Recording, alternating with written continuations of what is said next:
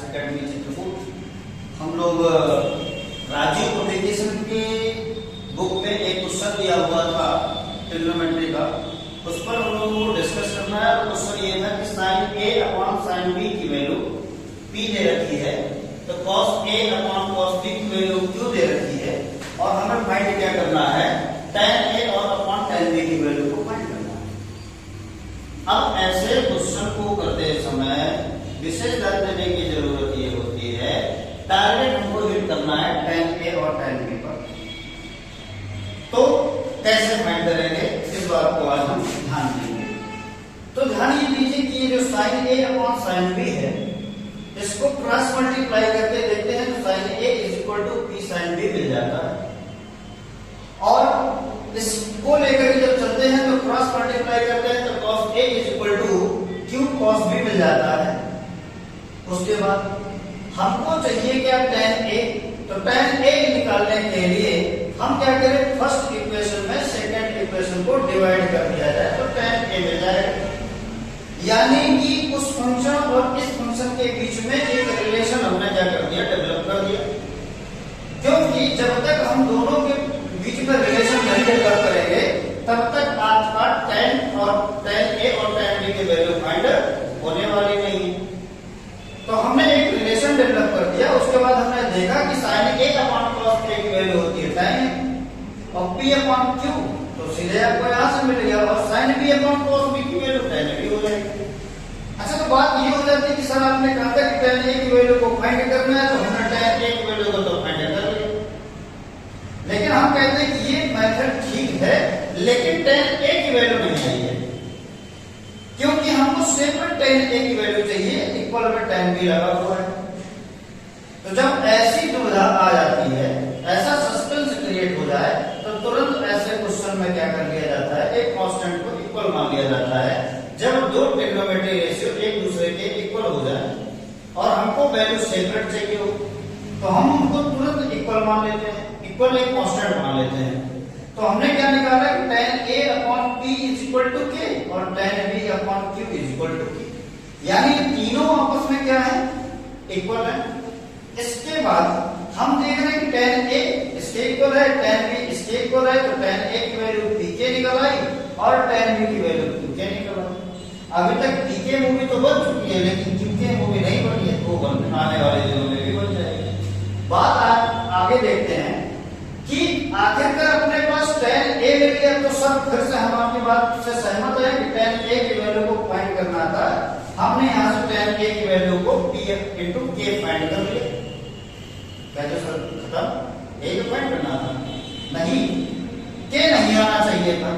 Constant जो हमने मान रखा है, उस कांस्टेंट की वैल्यू को तो रखना पड़ेगा, बाकी तो सब ठीक है।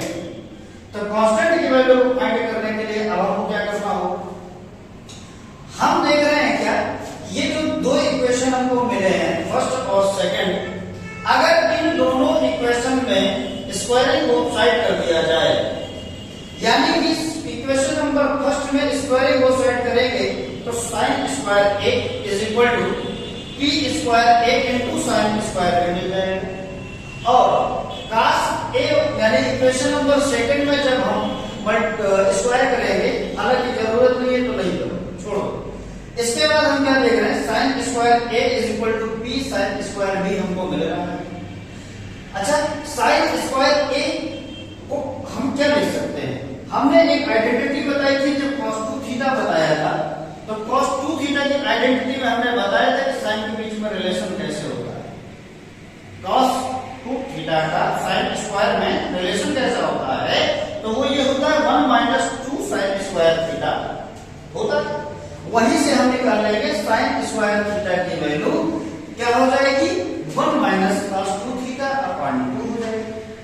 उसी प्रॉपर्टी का यूज किया और हमने यहां पर अपना काम बना दिया। p स्क्वायर का तो p स्क्वायर लिख दिया और sin स्क्वायर b उसी कॉन्सेप्ट, उसी प्रॉपर्टी का यूज करके हमने cos 2b के बीच में रिलेशन निकाल लिया। ये भी हो गया। देख रहे हैं कि डिनोमिनेटर में दोनों तरफ 2 है इक्वल के, तो सीधे सब हट जाएगा, कैंसिल हो जाएगा, ठीक है। बचा हमारे पास जो, उसको लिख लिया। फिर हम क्या देख रहे हैं कि cos 2a और cos 2b आ गया। अच्छा, इसकी तो जरूरत हमको है नहीं।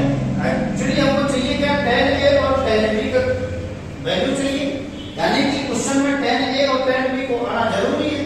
ठीक है, जैसे कि शादी में दुल्हन आए तो शादी के बाद वैसे ही क्या हो जाएगा, इस क्वेश्चन में अगर tan A और tan B नहीं आएगा तो ये क्वेश्चन को सॉल्व करने का कोई तरीके नहीं हो, है ना, कोई मतलब ही नहीं हो, है ना। तो cos 2a का प्रॉपर्टी हमने बताया था कि tan के कॉन्सेप्ट में होता है 1 माइनस का tan square theta upon 1 plus का tan स्क्वायर थीटा। तो 1 माइनस का tan स्क्वायर थीटा 1 माइनस का tan square theta upon 1 plus का tan स्क्वायर थीटा की प्रॉपर्टी का हमने यहां पर क्या करेंगे, यूज करेंगे।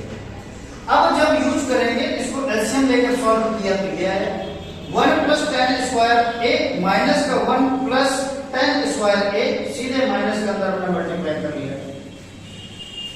हम देख रहे हैं कि -1 प्लस 1 क्या हो रहा है, कैंसिल आउट हो रहा है, डिनोमिनेटर यानी कि एलसीएम लिया गया, इधर एलसीएम लिया तो लिया आया और इसको सॉल्व किया 1 plus tan square b minus का -1 plus tan square b plus और माइनस का 1 क्या हो गया, कैंसिल हो गया, मिल गया अपने को tan स्क्वायर b प्लस का tan स्क्वायर। अगले स्टेप में हम देख रहे हैं यहाँ पर 2 tan स्क्वायर हो गया, नीचे डिनोमिनेटर में एज वेल हो गया, p स्क्वायर था p स्क्वायर हो गया, tan स्क्वायर भी ऐड हो गया, 2 tan स्क्वायर भी हो गया। डिनोमिनेटर में एलसीएम सेम था तो सेम हो गया, कोई दिक्कत वाली बात नहीं। फिर हमने निकाला था क्या कि tan a की वैल्यू हमने यहां से निकाली थी, तो tan a की वैल्यू हमने निकाली थी pk, समझ रहे हो, हां pk, तो pk की वैल्यू को हमने यहां पर रख दिया, यानी स्क्वायर था तो tan pk भी क्या हो जाएगा, स्क्वायर में हो जाएगा, नीचे भी हमने pk स्क्वायर रख दिया। फिर एज यूजुअल इधर भी हमने क्या किया, tan b की वैल्यू हम यहां से निकाल कर रख दिया, tan b की वैल्यू क्या है, qk है, तो qk की वैल्यू यहां पर हमने tan b की वैल्यू हमने यहां रख दिया, तो क्या गई 2 into q square into k square upon 1 plus q square into k square हो गया ना। उसके बाद देख रहे हैं 2 से 2 कैंसिल आउट हो रहा है और p स्क्वायर से p स्क्वायर कैंसिल हो रहा है, k स्क्वायर से q स्क्वायर कैंसिल हो रहा है, इधर बच रहा है q स्क्वायर, इधर बच रहा है 1। ये सीधे उठ करके हमने इसको देखा, इसका सीधे क्रॉस मल्टीप्लाई कर लेते हैं और हमको मिल जाता है 1 plus q square k square is equal to q square 1 plus p square k square. ठीक है, इसको हम थोड़ा सा डायरेक्ट कर दिया है, अब 12th में है तो इतना समझदार। फिर हमने क्या किया, k स्क्वायर वाले को सेपरेट कर लिया और बाकी को अलग कर लिया, तो k स्क्वायर वाले को एक तरफ जैसे ही किया तो हमको k स्क्वायर कॉमन मिल गया, तो k की वैल्यू हमने निकाल ली, तो k की वैल्यू हमको यही मिल गई। क्यों, ये 1/q पास है, दोनों में q कॉमन है, तो अंडर रूट के बाहर हो गया तो 1/q आ जाएगा, तो ये आ गया। अब k की वैल्यू आपको इतनी मिल गई, तो सर जी बोलो, सर जी आप बताए थे कि tan a और tan b की वैल्यू चाहिए, मैं तो आप k की वैल्यू लेके आ रहे हैं, इसकी तो हमें कोई जरूरत नहीं। अरे भैया कहे नहीं थे, ये कांस्टेंट आपने वहां मान रखा है, tan a upon b is equal to k, तो वहीं पर क्या करें, k का वैल्यू रख दिया जाए तो आंसर मिल जाएगा। ठीक, तो k की वैल्यू फर्स्ट टाइम हम क्या लेंगे, k is equal to tan a upon b, और k की वैल्यू जो हमने यहां से निकाली उसको इक्वल कर दिया। यहां से देखा कि p अपॉन में है, p को ट्रांसफर किया जाएगा तो मल्टीप्लाई में आ जाएगा, यानी कि प्लस माइनस का p अपॉन q, बाकी सारी चीजें अंडर रूट 1 माइनस का q स्क्वायर अपॉन 1 अपॉन में क्या हो जाएगा, p स्क्वायर माइनस का 1 हो जाएगा। ये आपकी सेपरेट वैल्यू हो गई tan a की, यहां से क्वेश्चन पे मेन मोटिव पर पहुंच गए। दूसरा हमको फाइंड करना है tan b, तो tan b को फाइंड करने के लिए सेकंड टाइम हम लेंगे k is equal to tan b upon q is equal to क्या हो जाएगा, plus minus 1 upon q under root 1 minus का q square upon p square minus का 1 हो जाएगा। तो हम क्या देख रहे हैं, यहां से q और यहां से ये q क्या हो जाएगा, कैंसिल आउट हो जाएगा, ये q और ये q क्या हो जाएगी, कैंसिल आउट हो जाएगी। तो फिर हम क्या देख रहे हैं, tan is equal to tan b plus minus under root 1 minus का q square upon p square minus 1, ये हो गया आपके tan b की वैल्यू। और इस प्रकार से इस क्वेश्चन का जो हमारा मेन मोटिव था, tan a और tan b की वैल्यू फाइंड करना, वो हमने दोनों की वैल्यू फाइंड कर ली। अब मैं आपको समय देता हूँ ये पूरा सोल्यूशन को नोट डाउन करने के लिए। ठीक।